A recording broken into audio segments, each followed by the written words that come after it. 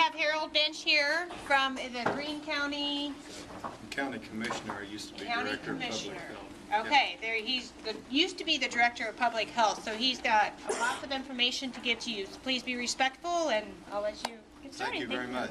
I understand you all are in the process of learning how diseases, infectious diseases occur, and what some of the things are that you have to know about infectious diseases and the processes. So we're going to touch pretty fast.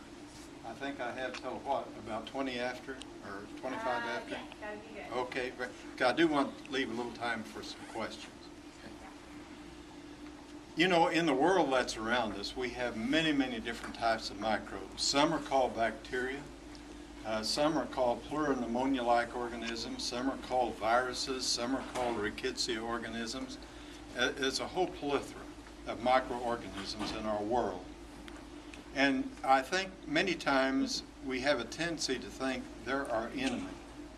But in fact, without microorganisms in our world today, life as we know it would not exist. The very food that we consume is dependent on microorganism influence.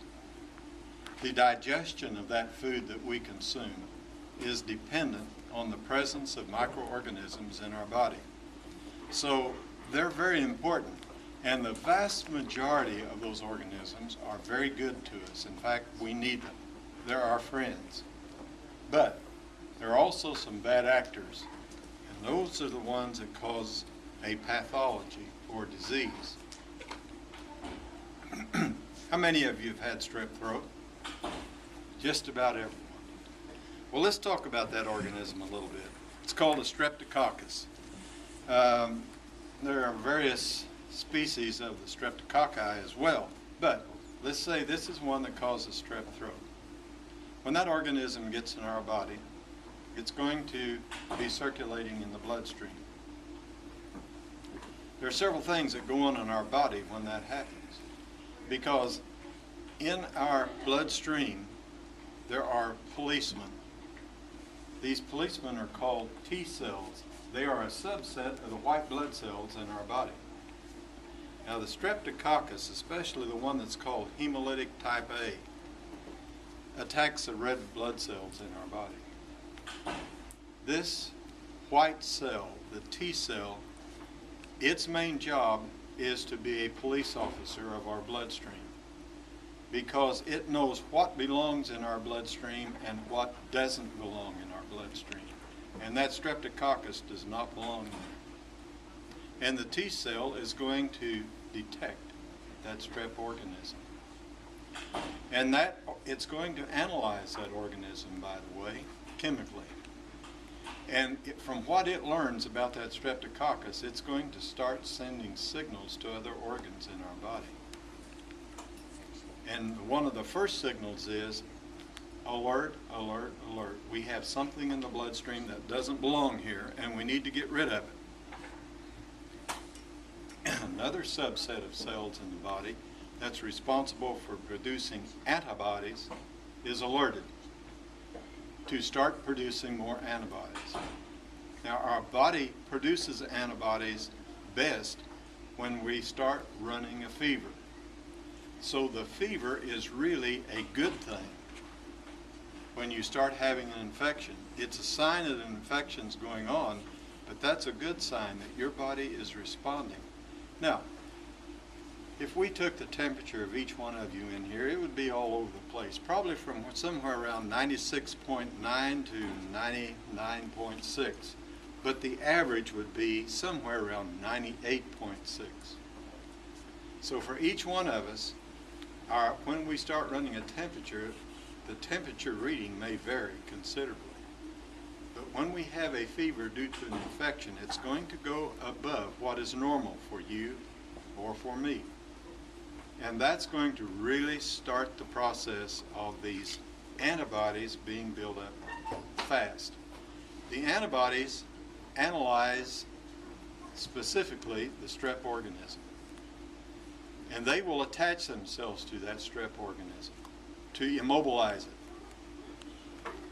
And as the blood circulates, there's another group of cells called lymphocytes that will start collecting that agglomeration of antibody and antigen, or the strep organism, and it will start funneling them to another organ in our body. Now I want you to take your fingers and place them right here. You feel those two little nodules right here? Feel them? Those are lymph glands. We have lymph glands all over our body, but the ones you're most probably familiar with are these two, the ones in our arms and the ones in our groin, but there are other places. Those lymph glands will be filtering the lymph system and collecting those organisms that were causing you to become ill. And they're actually digesting them, and they'll be eliminated from the body. Your body does a great job of eliminating the organisms that cause infection. Sometimes it needs some help. And that's when the doctor will probably prescribe an antibiotic. Now, if you have, sometimes I'm sure you've been to the doctor and they say, well, you've got an infection, but I'm not going to prescribe an antibiotic. You have a viral infection. The reason he's not prescribing an antibiotic is good medicine, because antibiotics do little to nothing to stop a viral infection. Viruses don't reproduce themselves. They depend upon your body to reproduce the virus. Bacteria do reproduce themselves. So if you can intervene in that reproduction cycle with bacteria with an antibiotic, that's good. Unfortunately, bacteria have the ability to become resistant, we might say immune, to antibiotics, and they can do it quite rapidly. But how they do it most efficiently is when you are on a low dose of antibiotic that's not doing any good, or you didn't take the full course of antibiotic that was prescribed, and you didn't kill off the bacteria that's causing the infection. And what's left behind? Those that are resistant to that antibiotic. And they will then come on like gangbusters, if you will, with a new infection that antibiotic is not able to combat. And we are seeing more and more organisms, not just here in the United States, but worldwide, that become totally immune to every antibiotic we have. Now, there is a lot of research going on to try and find new antibiotics, but it's very expensive. If I was a company and I was starting some antibiotic research today, I could expect somewhere between 7 and 12 years before I put the antibiotic on the shelf that someone would be taking. So they have an enormous amount of money invested.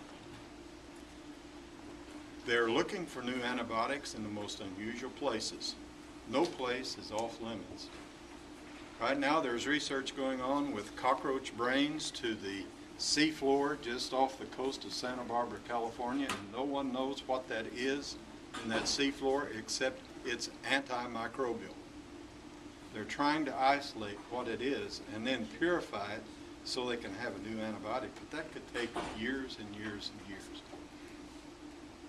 There are researchers from major medical institutions doing a lot of work in the equatorial region of the world, looking at insects, looking at frogs, looking at plants, trying to find new antibiotics.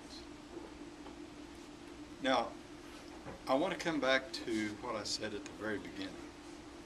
Don't think of bacteria as our foe. Just as we have people, the vast majority of people that do good things, there are a few that do bad things. It's the same way in the microbial world. The vast majority do very good things for us, but there are a few that do bad things. And it's those bad things that we really have to be concerned about. There is a science in public health that we call epidemiology. That's where a lot of my training is. In how it's a detective science, really, of how microbes and other types of illnesses work. But you as young scientists in your class will learn very quickly that there's a very involved process in determining when you have an outbreak of a new disease or an old disease that's been gone for a while, and how that's reported. And the report will in some point wind up at the National Centers of Disease Control, we call CDC. That usually works with the report going to the local health department doing the ground epidemiology.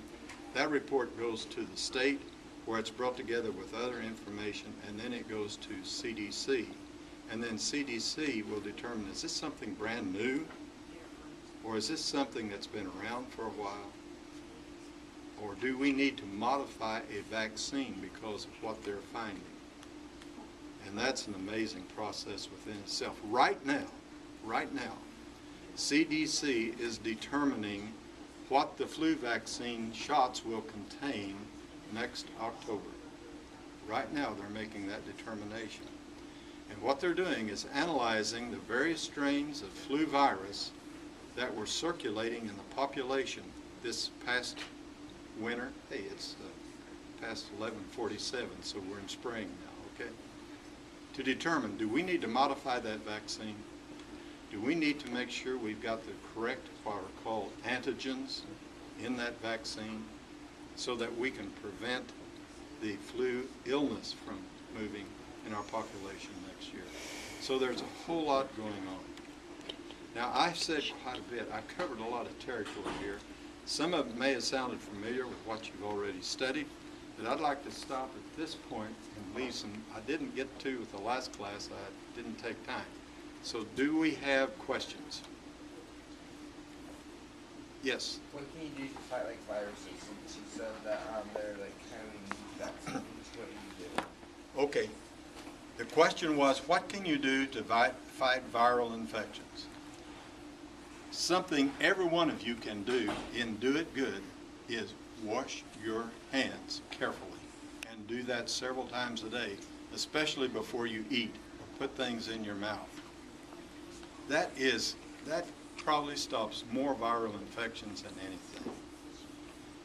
Not coughing or sneezing just out in public. You may have to put your hand or your cup of your elbow over your mouth. It's amazing. That spray will, if you did a black light behind me and I sneezed right now, you would see it looks kind of like a fog leave my mouth, and it will go 5 to 6 foot. It will be about 3 to 4 foot wide. And everyone that's in that is going to inhale what I just sneezed.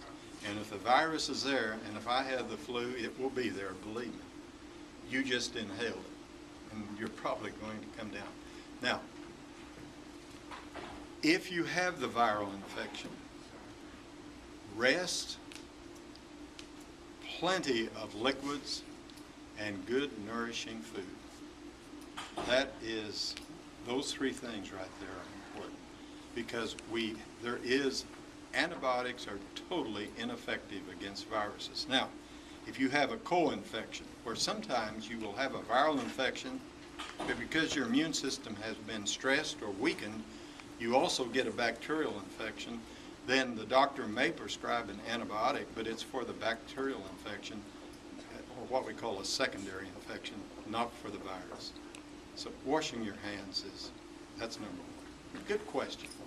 Did you start to ask me something? No. You didn't? Okay, I'll put your hand, I saw it going. Who else has a question?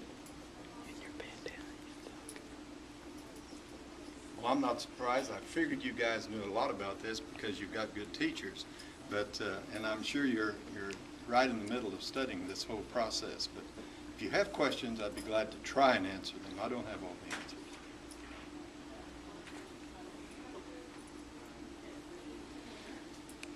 How many more minutes? Yes? So, we have antibiotics for bacteria. Do you have like antivirals for viruses? We have some antivirals, but they don't act like antibiotics. For influenza, we have a couple antivirals that work quite well. They block the replication of the virus particle. It blocks our body from being able to replicate the virus. They're called retroviral blockers. They don't work in all cases, but on influenza, that one probably works better than any. Now, for some of the viral hepatitis, there are antivirals on that one as well. But we also have some other chemical compounds that can be used that are fairly effective also. There was a hand that went up over here, I thought. No? Herald, can you just briefly tell us, real quick, like, what your job, what exactly you did for Green County and Sure. the diseases, just real quick, we've got like a couple more minutes. Okay. Thanks. As Director of Public Health, my job was to look at, number one, how do you prevent these things from occurring? Public health is really preventive in nature, and it's developing programs, most of these are educational, that prevent people from becoming ill, and also providing vaccines so that you can be immunized against a lot of what are called immunizable diseases. And you know, we don't see measles, mumps, rubella, the typhoid fever like we did when I was a kid. But it's still around. The organism is still around. That's why vaccines are so important. So a lot of our time is spent in trying to prevent. A lot of our time is spent on the environmental scene in trying to make sure you're not exposed to what we call fomites. This table, if I have an infectious disease and it's on my hand and I touch the table, that table has become what we call a fomite. A doorknob would be a fomite, because if someone comes along and touches that surface, they have picked up that organism, and if they get it in their mouth or in their eye, they're probably going to get that disease. So environmental sanitation is very important. That's why your custodial service are very, very important individuals in helping assure that you have a clean environment to do your studies, to do your recreation. We spend a lot of time doing that, but we also have a surveillance program in public health, and that's a program that's constantly looking at a whole host of illnesses, whether it's infectious disease, even accidents. What causes morbidity and mortality? And the study of that is called epidemiology. And it is a detective science, but it's related to your health, not to a criminal act. Now, there is a hybrid type of profession called forensic epidemiology that has come into being since 9/11. And that is to study how bioterrorism can work in a community. It's very important, very important. So public health has a lot of occupations, all the way from doctors, nurses, pharmacists, dentists, to the people that do the inspection in your cafeteria, to how your water supply is kept pure, to how sewage is appropriately disposed of, how solid waste has to be taken care of, many different professions, plus mathematicians. Now, in epidemiology, that's a science of disease transmission, but mathematics is very important in the science of epidemiology. So we have a whole host of professions that are involved. Anyone else? Well, make sure you show your appreciation, and Well, thank you thank so you. much for coming.